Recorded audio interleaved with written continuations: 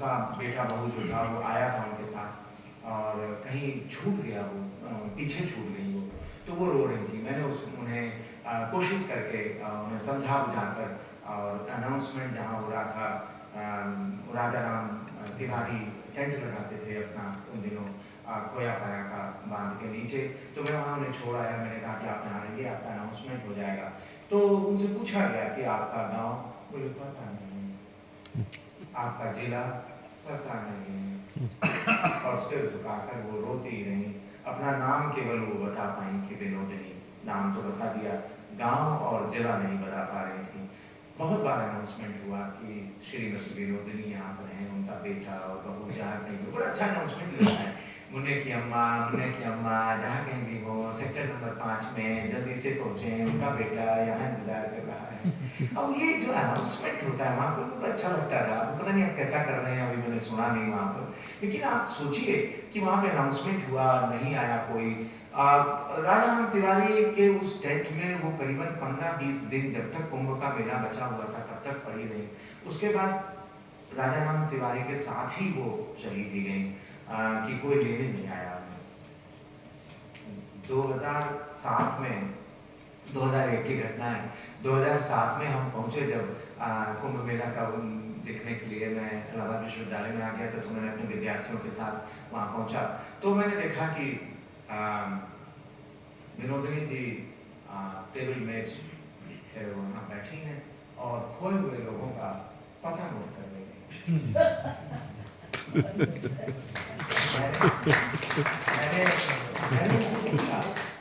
मैंने देखा, विनोदिनी जी, उन्होंने मुझे देखा, नहीं मेरा नाम राधा है। मैंने कहा नहीं, विनोदिनी है आप। नहीं मेरा नाम राधा है। मैं वहीं बैठ गया। मैंने कहा ये नाम क्यों छिपा रही हैं?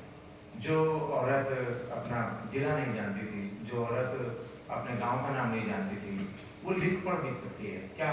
6 साल में लिखना पढ़ना भी सीख गई। विनोदिनी जी के पास मैं बार बार कहता रहा कि आप जो कुछ छिपा रहे हैं वो बताइए विनोदिनी जी, मैं किसी से कहने नहीं जा रहा, मैं जानता हूँ कि आप विनोदिनी जी हैं, मैंने ही आपको यहाँ पहुँचाया था। फिर तो वो थोड़ी देर बाद रो पड़ी, बोले कोई आया ही नहीं लेने, बेटा आया ही नहीं, बहू आई ही नहीं। मैं तो अब राजा राम तिवारी के इसी टेंट में जुड़ गई, वृद्धा आश्रम में रहती हूँ, यहाँ पे स्वयं सेवा करने चली आती हूँ, और इस इंतजार में भी रहती हूँ कि एक दिन बेटा आएगा तो मुझे ढूंढने। किसी दिन तो उसे लगेगा कि मेरी माँ छूट गई थी या मैं छोड़ आया था। विनोदिनी जी 2013 में भी आई, लेकिन बेटा नहीं आया। 2019 में जब विनोदिनी जी नहीं आई, तब मैंने पता लगाया तो विनोदिनी जी का कल्पवास पूरा हुआ, विनोदिनी जी की देहांत हो गई, उनका बेटा नहीं आया। तो मैंने कल्पवास कहानी लिखी, विनोदिनी का कल्पवास। विनोदिनी का कल्पवास पूरा का पूरा 18 वर्ष चला। 2001 से 2007, 2007 से 2013, 2013 से 2019। किसी ने संकल्प लिया होता है कि हम 12 वर्ष का कल्पवास करेंगे, लेकिन कोई संकल्प ले लेता है कि हम 18 वर्ष का कल्पवास करेंगे। पता नहीं धोखे में विनोदिनी ने 18 वर्ष तो नहीं कह दिया था, इसलिए वो कुंभ में 18 वर्ष का कल्पवास करती थी। प्रयाग के ही एक आश्रम में रहती थी। ऐसी कहानियां, ढेर सारी कहानियां हमारे पास होती हैं, और आप वहां पर ढूंढते फिरते हैं। अद्भुत होता है मेला।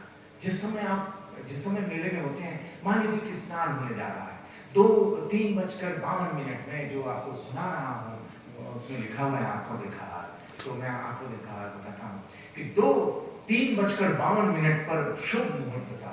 मैं आपको बता दूं, अभी कुछ लोग कह रहे हैं कि 144। मैंने 2001 में किताब लिखी थी ना, तभी मैंने लिखा था कि 144। इसका मैं नहीं कह पा रहा कि 144, क्योंकि 2001 में भी कहा गया था 144। यह मीडिया या बाजार द्वारा फैलाया गया झूठ है। I don't. मेरी किताब इस बात का गवाही देती है, जो 2001 में उत्तर प्रदेश सरकार के जनजातीय संस्कृति संस्थान के पैसे से छपी थी, वाणी प्रकाशन ने छापा था। उसमें दर्ज है कि 2001 का कुंभ 144 साल बाद पड़ा था। तो 2001 से 2025 तक आते आते फिर 144 साल वो दूसरे वाले से सर। तो वो 144 साल बाद का कुंभ था। 3:08 पर मुख्य स्नान होना था। सब आदमी एकदम तैयार खड़े थे। बैंड बाजों में गंगा मैया तो का पियरी चढ़ हुए जैसा गीत बजाया जा रहा था। कमिश्नर डीएम माल्यार्पण कर रहे थे। साधु महात्माओं की आरतियां उतारी जा रही थी। लोग हाथ में फूल लिए हुए थे, शंख तैयार थे, घंटे तैयार थे। 2:51 हुआ। रेडी एवरीवन, बस 3 2 1 नहीं कहा गया। कमिश्नर सदाकांत चिल्लाए। सदाकांत थे उस समय कमिश्नर आईएएस। रेडी एवरीवन, 3:51 हो चुका है। और जैसे वो और कही रहे थे कि अचानक शंख बजा, घंटे बजे और मशाल और लिए हुए लोग और तलवार लिए हुए लोग और भाला लिए हुए लोग, ये नग्न साधु कूद पड़े गंगा के जल पर जैसे किसी माँ के आंचल में लिपट जाना चाहते हो। लौटने लगे उस गंगा में, जयकारे लगने लगे, लोगों में फोटो खींचने का खाच खाच, और तलवारें चल रही हैं, भाला फेंका जा रहा है, धक्का हो रही है, मुक्की हो रही है। हम लोग मचान पे चढ़े चढ़े जोश में कह रहे हैं और स्नान शुरू हो गया है। दुनिया देखे भारतीय संस्कृति कुलाचे भरती हुई गंगा की लहरों पर दिखाई दे रही है। अद्भुत समा है, अलौकिक, अप्रतिम, अविश्वसनीय। जैसे शब्द जन था, जन समुद्र, जन बहाव, जन रंगघट जैसे शब्द हमारी जुबान पर आने शुरू हो गए थे। इधर साधु महात्माओं का युद्ध शुरू हो गया तो उधर एक युद्ध शुरू हुआ जनता का। ठेलम ठेल, कौन गिरा कौन गया पता नहीं, लेकिन जो गिरा उसने भी कहा गंगा मैया की जय, जो नहीं गिरा उसने भी कहा गंगा मैया की जय। अद्भुत दृश्य। और आप सोचे कि इस दृश्य को आंख में बसा लेने वाला तभी तो कह सकता है कुंभ मेरी रंगों में रहता है। दरअसल कुंभ का इंतजार किया जाता है और यही वजह है कि कुंभ को जीना, वो कहते ना कि लोग कुंभ जाते हैं, हम कुंभ को जीते हैं। कुंभ लोग को कहते हैं हम कुंभ में जा रहे हैं, कुंभ मेला न जाबू का, तो हम कहते हैं कुंभ को हम जीते हैं। कुंभ हमारे भीतर बहता है। हमसे देखो ना, इन आंखों में 7 कुंभों की आभा, 7वां कुंभ की आभा दर्ज हो रही है। लिहाजा ये बहुत ही, अब देखें कि किस तरीके से हम डिजिटल होते चले जा रहे हैं, किस तरीके से हमने व्यवस्थाएं बदल रखी हैं, किस तरीके से हम विस्तार करते जा रहे हैं। अद्भुत है, मेला इतना विस्तार ले चुका है। 4000 करोड़ और 40 करोड़ का आंकड़ा है। 4000 करोड़, 4000 हेक्टेयर में 40 करोड़ लोग आएंगे और चले जाएंगे। अद्भुत है ये मेला, इसको फील करना चाहिए।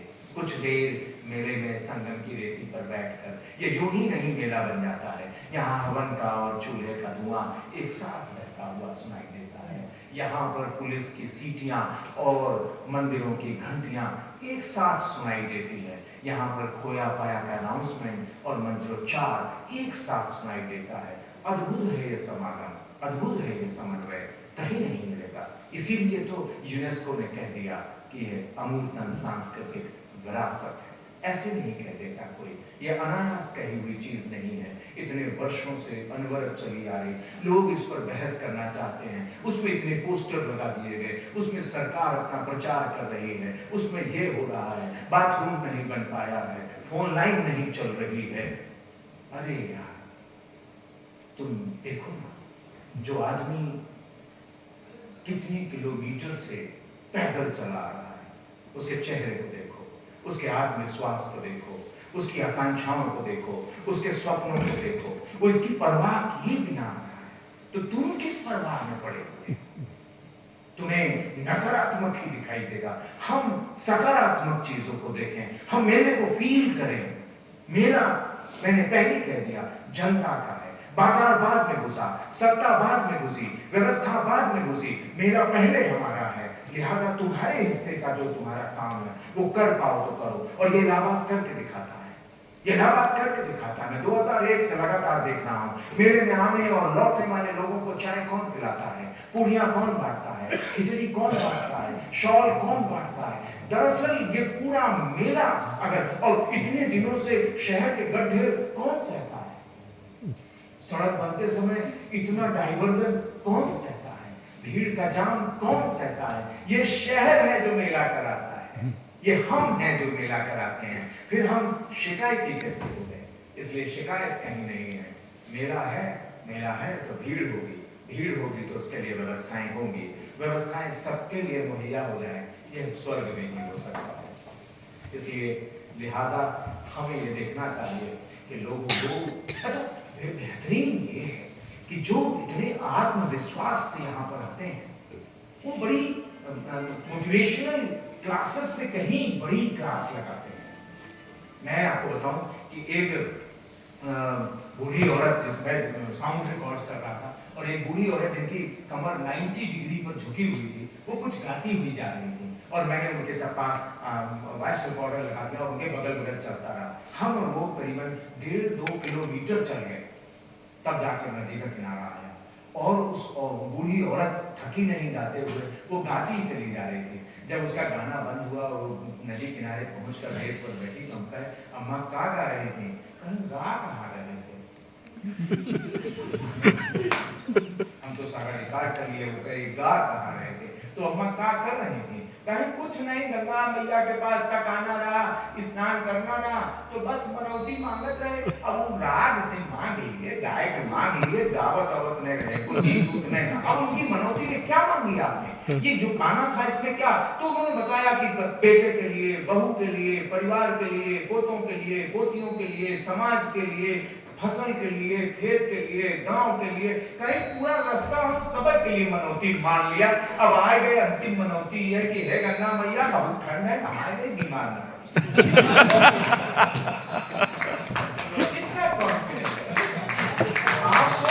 आपको जीने की कला सिखाता है, the art of living, the art of living। आप कैसे रह सकते हैं, ये अद्भुत है। एक बाजार में बैठी हुई महिला से मैंने पूछा, आप कहाँ से आई हैं? कोयम्बटूर से आए हैं। अच्छा, कोयम्बटूर से? हाँ, तो हिंदी आपको आती है? हाँ, सीखे हैं, सब सीखे हैं, जितना सीखे थे उतना भूल रही थी। तो वो देखिए, उससे हमने पूछा, गंगा नहाया? सामान बेचे आए हैं, गंगा नहाए नहीं। उसका मेला, उसके संकल्प, उसकी आकांक्षा अलग है। हर आदमी देखिए, हर आदमी की क्रिएटिव ज्योग्राफी अलग है, हर आदमी सोचता समझता अलग है। ये क्रिएटिव ज्योग्राफी शब्द जो था ना, वो कुरोसावा ने दिया, फिल्मकार था। उसके पास 3 फुटेज थे। एक फुटेज में एक दुखी महिला पलंग पर लेटी हुई रो रही थी, और एक फुटेज, दूसरा फुटेज था जिसमें एक आदमी परेशान अवस्था में दीवार के सहारे टेक लगाए खड़ा था, और एक फुटेज था जिसमें एक छोटा बच्चा टूटे फूटे खिलौनों के साथ खेल रहा था। कुरोसावा ने तीनों फुटेज को जोड़ दिया और एक छोटी सी फिल्म बनाई 1 मिनट की, और लोगों को दिखाया। बताइए क्या हुआ होगा? बोले, माँ बीमार है, पति परेशान है, बेटा कैसे पलेगा? किसी ने कहा पति की नौकरी छूट गई है, पत्नी रो रही है, घर कैसे चलेगा? किसी ने कहा मियां बीवी लड़ गए, किसी ने बच्चे को बीमार होता है, किसी ने कुछ और किसी ने कुछ, हर के पास अपनी अपनी कहानी थी। कुरोसावा ने कहा, this is the creative geography. हर के मस्तिष्क की क्रिएटिव ज्योग्राफी अलग होती है। क्यों? क्योंकि हमारी परवरिश और हमारा परिवेश अलग अलग होता है। हमारी परवरिश जैसी होती है और हमें जो परिवेश मिलता है उसके हिसाब से हम बन पाते हैं। हमारी बनावट और सजावट में हमारा परिवार, हमारा मोहल्ला, हमारे स्कूल, हमारे कॉलेज, हमारे दोस्त, हमारे यार, हमारी यात्राएं, हमारा शोध, हमारी किताबें, सब योगदान देती हैं। तब कहीं जाकर हमारा दिमाग बन पाता है, तब कहीं जाकर हमारी क्रिएटिव ज्योग्राफी हो पाती है। तो मेला सबके लिए अलग अलग ढंग का है। हर आदमी अपनी क्रिएटिव ज्योग्राफी के साथ वहां पहुंच रहा है। किसी को दशानंद जी महाराज के दर्शन करने हैं, तो किसी को बागेश्वर धाम का पता पूछ रहा है, कोई कहता है रामभद्राचार्य जी कहाँ मिलेंगे, तो कोई कहता है नागा साधु मारेंगे तो नहीं। आकर्षण नागा साधु का है। अखाड़ा नाम दिखंडो यत्र सा खंड उदार, यानी इसका अर्थ हुआ कि हम, मैं और मेरा जहां समाप्त हो जाता है, हम और हमारा जहां शुरू होता है, वहां से अखाड़ा शुरू होता है। अखाड़ा कुश्ती का भी होता है, अखाड़ा लोकगीतों का भी होता है, अखाड़ा शास्त्रों का भी होता है। जब आदि गुरु शंकराचार्य ने इन अखाड़ों की स्थापना की थी, तब ये कहा था कि हमारे पास शास्त्र भी है और हमारे पास शस्त्र भी है। हमारे पीछे धनुष बाण से युक्त हमारे शस्त्र लगे हुए हैं और हमारे हाथ में वेद है, जो जैसा चाहेगा उससे वैसा बर्ताव किया जाएगा। शैव अखाड़े बना दिए गए, 7 अखाड़े शैव, फिर 3 अखाड़े वैष्णव और फिर 3 अखाड़े उदासीन। ये जो साधु होते हैं ना, इनको भी समझने की जरूरत है। इनमें 4 प्रकार के साधु हैं। एक है कुटीचक जो कुटिया बनाकर वन में रहता है, एक बहुदक है जो कि भीख मांगता है, भिक्षा देता है, और एक है हंस जो कि वेदांत दर्शन करता है, वेदांत दर्शन से जुड़ा होता है, और एक है परमहंस जिसको परम ज्ञान प्राप्त हो गया है। तो इस तरीके से 4 प्रकार के साधु आपको वहां मिलेंगे। हर कोई नागा साधु नग्न नहीं होता है। के मुंशी साहब ने कहा कि ये जिम्नोसोफिस्ट हैं, ये नग्न दार्शनिक है, ये नग्न दार्शनिक योद्धा है उसके आगे जो है। और ये आप सोचें कि इतिहास में बहुत सारी लड़ाइयां इनके नाम दर्ज है। महारानी लक्ष्मीबाई यहाँ पर आई थी, दारागंज में रुकी थी 1857 में, और बहुत सारे साथियों के साथ मीटिंग की थी और ये तय किया था कि आने वाले दिनों में लड़ाई कैसे लड़ी जाए।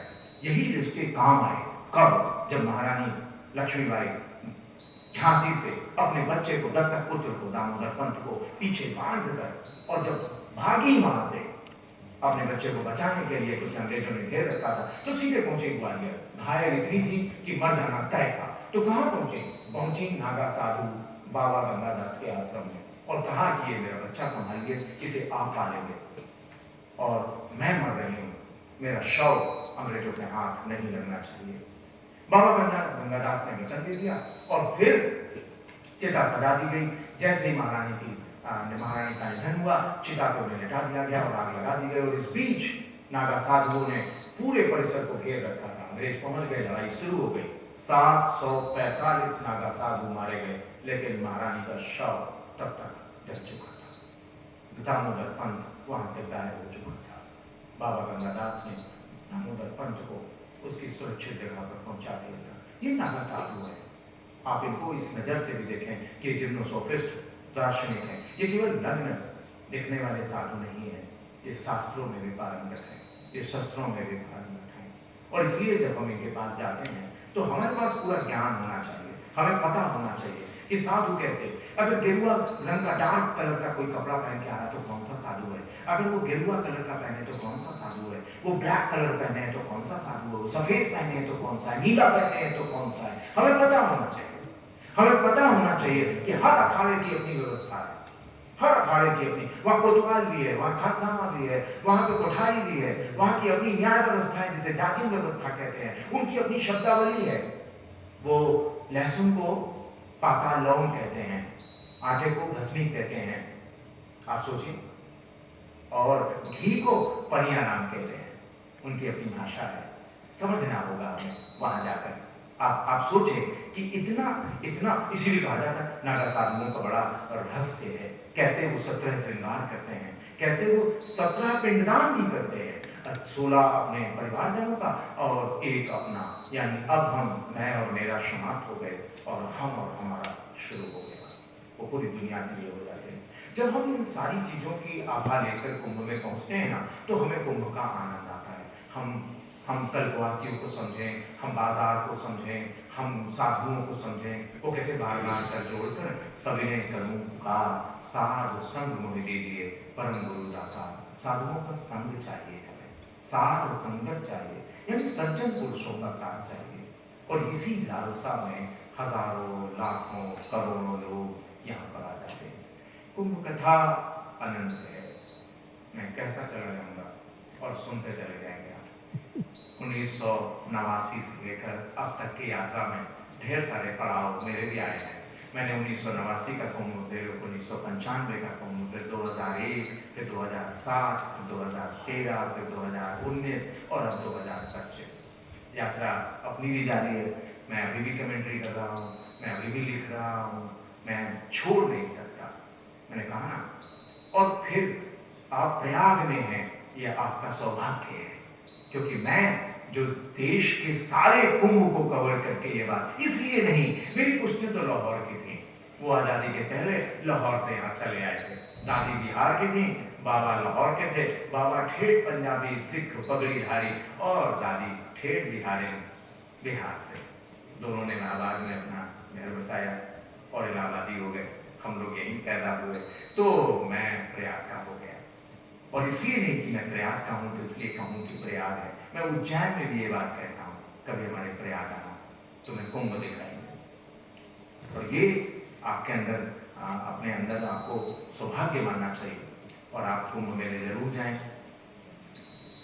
सारी शिकायतों को और सारी कुठाओं को पीछे छोड़कर, वो कहते हैं ना, गठरी लाना तुम तो उसमें केवल सामान लेकर आना और उन सामान को यहाँ पर खर्च कर देना, फिर जो गठरी बांधना ना उसमें आशाओं की गठरी बांधना, उम्मीदों की गठरी बांधना, सत्कर्मों की गठरी बांधना, संवेदनाओं और संवेदनाओं की गठरी बांधना, तुम्हारा जीवन पार हो जाएगा। बहुत बहुत धन्यवाद।